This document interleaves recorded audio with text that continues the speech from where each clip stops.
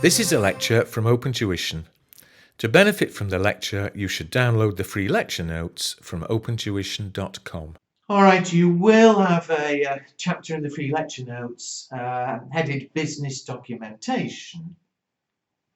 And this is one lecture where I'm not really going to lecture because there's a list there of different documents that will exist within a business: quotations, sale orders, purchase orders, and so on. Many of them I think you should be aware of just from day-to-day life, but all of these could just be mentioned in the exam to check you understand what they are, not as a numbers question, but you are expected to be aware of the different documents.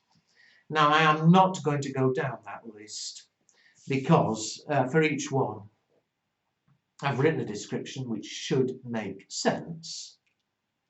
So go through, read it carefully, check you understand what they each are. And if you have any questions, if any of them you are unclear about, I've tried to be careful about my English, but maybe you find something that is confusing.